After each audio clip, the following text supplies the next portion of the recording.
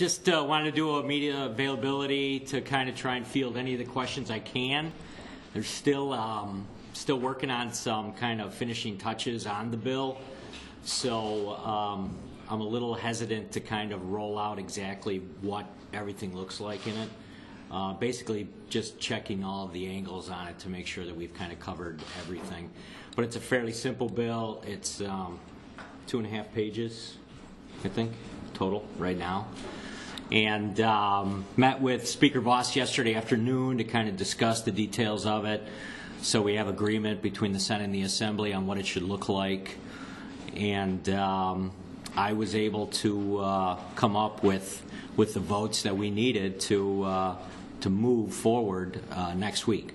The Assembly and the Senate had a discussion about whether or not to take this up in extraordinary or in regular session. And we came to agreement, the Speaker and I came to agreement that extraordinary session was a better way to go. So as of this afternoon, basically what we'll have is the notice will go out for Senate org that on Monday morning at 9 a.m. A ballot will be introduced for extraordinary session to introduce right-to-work legislation. And then obviously the calendar kind of follows from there, depending on how much time is taken up in the Labor Committee. Senator Nass, who I've been also working with, is going to convene his committee on Tuesday.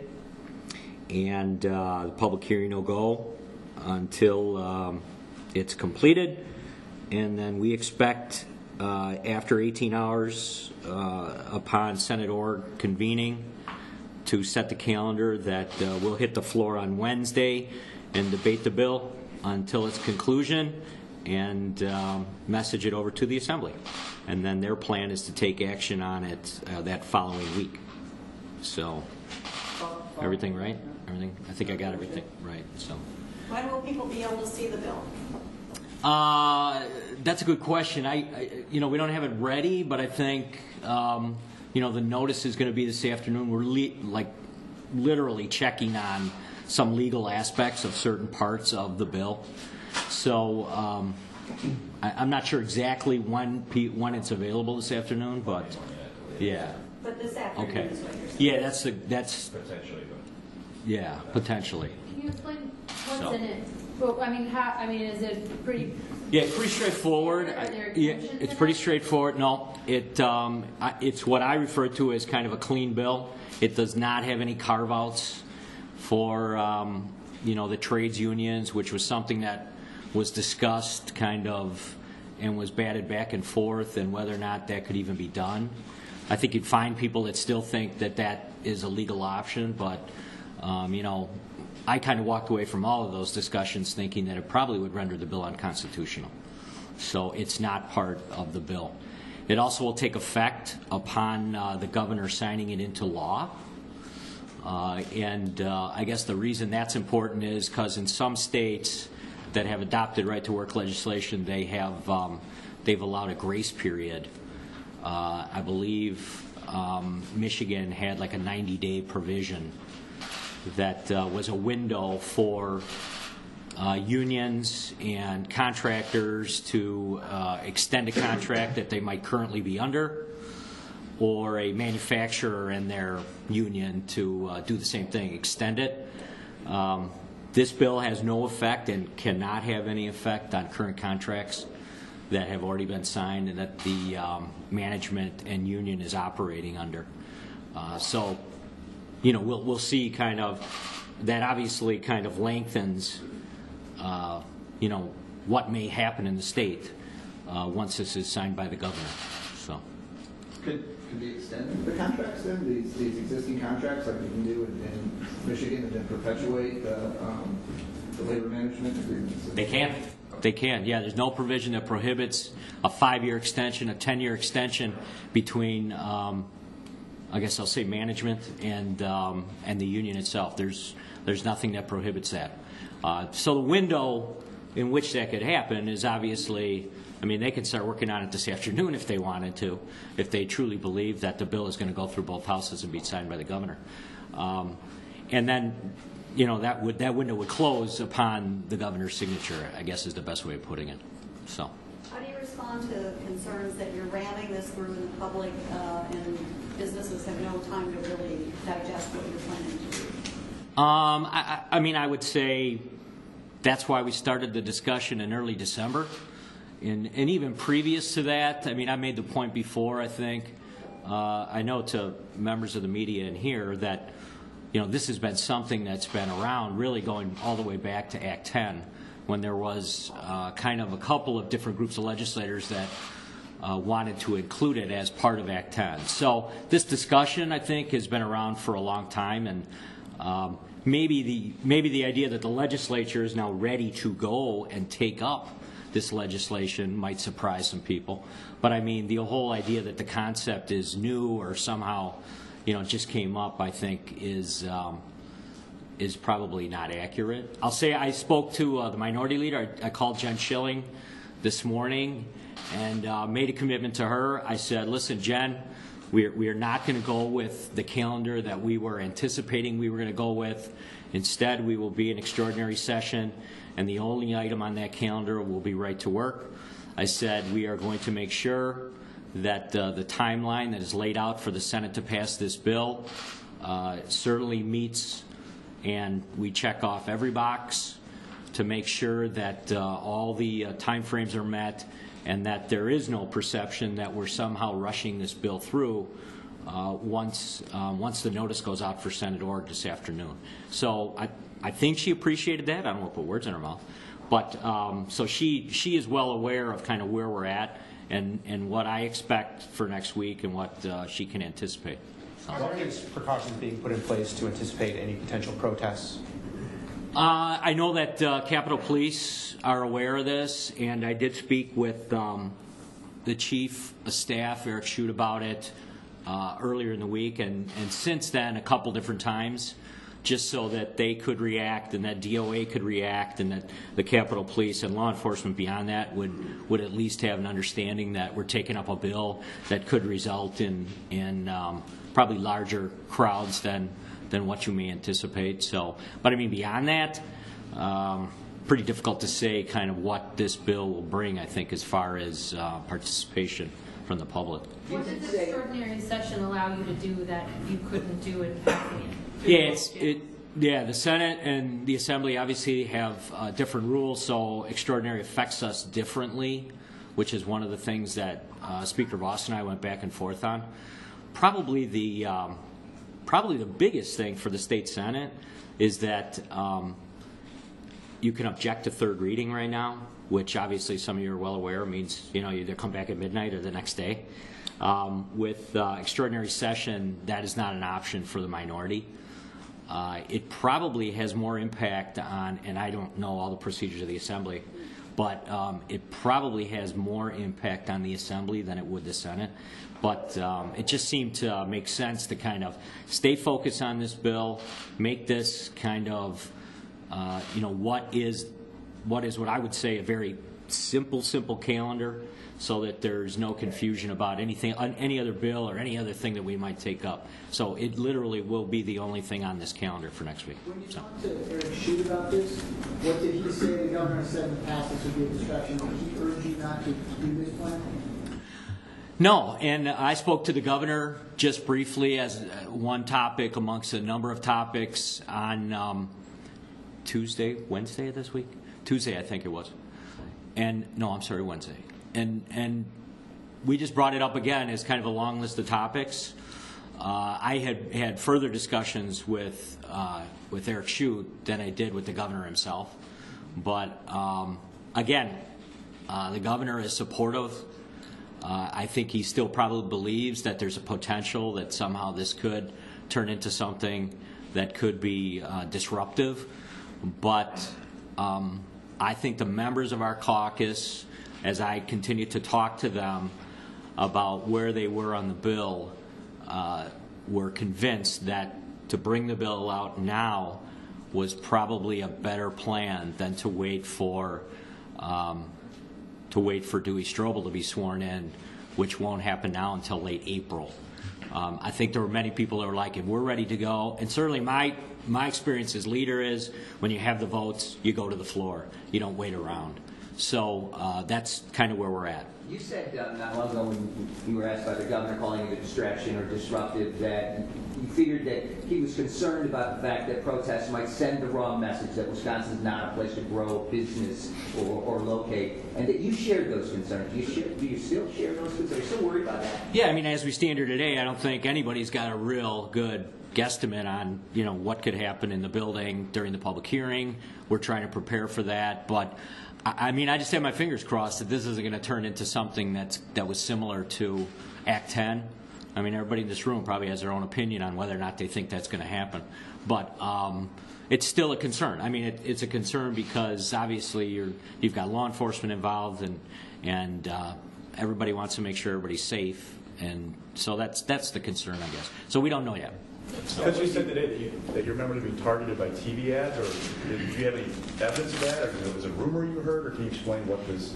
Yeah, I don't have any evidence of it, but certainly kind of, there was a lot of talk about at some point there was going to be some state senators that probably would be targeted. And I don't know what that would look like. I mean, I'm not saying it would be anything, vicious. I'm just saying probably, some 60-second, 30-second TV spots that might try and push a senator one way or another on the bill.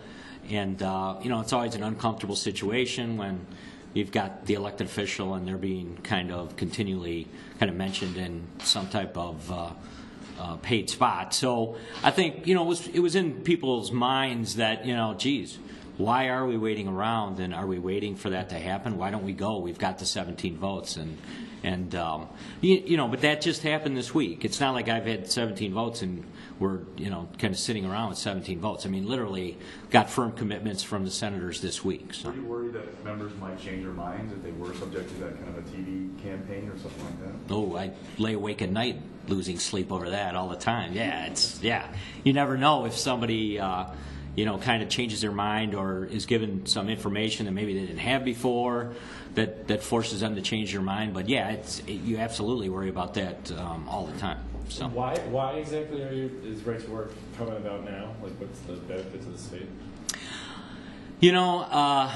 It's kind of the bigger overarching question about, do we think this will actually have an impact on the state's economy?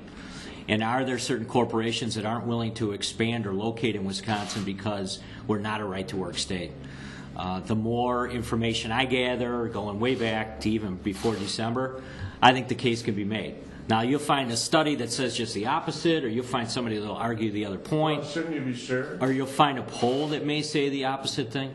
That's, all 17 senators that support the bill right now are convinced that this could be a game changer for Wisconsin. There's other smaller pieces to that, specific to like the trades industries or manufacturing. We've lost 168,000 light manufacturing jobs in the state, and you wonder, are they not coming back because those jobs are either located in another state that's a right-to-work state, or there's a lot of questions that can be raised. So I think we can make the case, and we'll try to make the case both in the hearing and on the floor, to say that this is something that could once again jumpstart the state's economy and create jobs that right now we're losing to other states. Plus, I think it also protects some of the jobs that are here in the state that right now could be subject to, eventually a manufacturer saying, it's a little bit easier to build widgets in North Carolina than it is in Wisconsin. Why don't we relocate there? They don't have a union and they get paid less? Is that why? No, I mean, and I would argue both of those conclusions, I think, with studies that show that that's not necessarily the case. That actually, there are probably a number of different arguments you could use that simply kind of state that right-to-work states right now are expanding and states that aren't are not. I think that's kind of the bigger question about the whole bill itself. What about the coalition of business groups that have brought up that there's concerns about training for trades workers if this goes away? And I mean, there's a number of trades organizations who have had serious concerns about this. How are you explaining this to them at this point? It doesn't change your relationship with the union. They can still maintain it. I'm sure there are some manufacturers. There's probably a lot more contractors out there that currently have a great relationship with their union, love the members of the union, and what we're saying right now is that they can continue that. The union itself, I think, is going to have to do a better job probably selling the idea to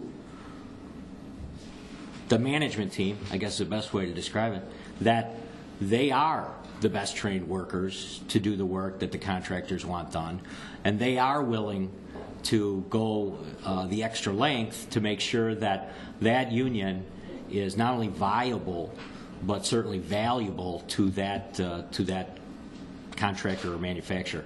So I think that will continue, and that is what we're seeing in other states that have passed right to work, is that they are making the case. You'll see that union membership has actually increased both in Indiana and Michigan since right to work has passed. So I don't expect the unions to go away by any means. I just think that change will be the difference in the relationship they have between management and the union itself. So. Scott, can you confirm that you're leaving police and firefighter unions in place and that they're not being touched by this bill? They are not part of this bill. When do you want to repeal their collective bargaining rights?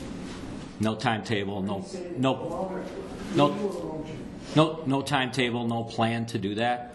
I don't want to get too far off of this bill, but some members feel there's a natural migration that's already been happening related to law enforcement and firefighters towards some of the concessions that were made under Act 10.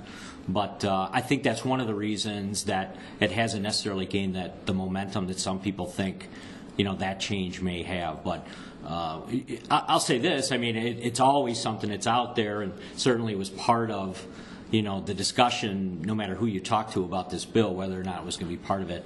But Speaker Voss and I agreed that it would not be wise to add that to this bill. Why not? So, because I said it's a natural migration, I think, that's happening across the state, and eventually I think what you're going to see is a lot of concessions that match up with it. So are you afraid to irritate or piss off the police and firefighter unions? No, I'm not worried about that. We want to make sure that we make good public policy decisions. Well, what's different about police and firefighters, I guess? Well, I don't want to get into the police and fire debate. Is there any more questions on this bill? We asked about prevailing wage. You talked about that this morning. Yeah. I'll talk about prevailing. Yeah, prevailing. Next, or how does that work? Well, I don't know how it works yet, but certainly with a individual piece of legislation being introduced in the Assembly on prevailing wage, I think there's 44 co-sponsors, so they're obviously very close to even passing a full repeal. I know that not all members of my caucus are there in a full repeal. So we'll see. That discussion goes on, but there's obviously a linkage between right to work and prevailing wage, and then also the project labor agreements, the PLAs, which is another thing that I think could end up as a separate piece of legislation or also be part of the budget bill itself. So. Do you think the weekend is enough for the public to have time to see this bill, to digest it, and to share their thoughts with you and the committee before the committee or the full Senate passes this? Yeah, I do. I think, again, it's an issue that's been out there for a long time. I think if you talk to most legislative offices, doesn't matter which office you're in, that they've got a lot of contacts on this. Interesting, though, I think, and part of some of the polling that's been out, that how many union households support the concept of the repeal of, or the right to work bill, I should say. And, you can guess for a number of different reasons that might be the case. So. Do you think right to work would lower wages? Hang on a second. Anybody else? When you talked to the governor on Wednesday, and you talked about right to work, did you specifically tell him, we're going to do this in extraordinary session? And again, did he say anything about whoa, don't do that? No, we weren't. We weren't probably that far along when we had the meeting this week. But I wanted to make sure that the administration kind of knew from just the logistics of trying to pull together any type of plan that might better help manage the public and what might help kind of deal with the crowds that might come next week. We're not sure. So, but not about specifically what do you think about this, Governor? We didn't get that far. So. When you were talking about not having the carve-outs for the construction unions, right? You talked about that was a possibility on the sideshow. Right, I brought it up, yeah. And now you're backing away from that. Now you're saying that you're going to allow those union security clauses to be continued in contracts that are extended. Is that sort of like a trade-off? Do you see that as where we can't exempt the construction industry from this bill, but we are going to allow you to extend these contracts that contain these union security clauses? No, I would say they're unrelated. Although I understand your question. I mean, but it's still unrelated. It's just it's the reality of what's before us, that there will be a period of time in which those contracts certainly could be extended. It's just the reality of where we're at right now. So, Thanks, everyone. anything else? Once the contract is signed and the law is passed, let's say it's a 5 years contract, when you get to the end of the 5 years, they couldn't say, we're going to just extend that for another 2 years. No. It would, Then they would the fall. only window between now and signing the law. Right? That's right. Yeah. Then after that, they would fall under right to work legislation. So the assembly Bill. next week, not this week? Right. The following week. What's it? What date is that? The assembly. Second. Yeah, March 2nd that week. Why Yeah. are we extending that another week rather than just finishing up next week? It's kind of what I think Speaker Voss, the way he wanted to tackle it, and that was his deal. So, okay, thank you. Guys.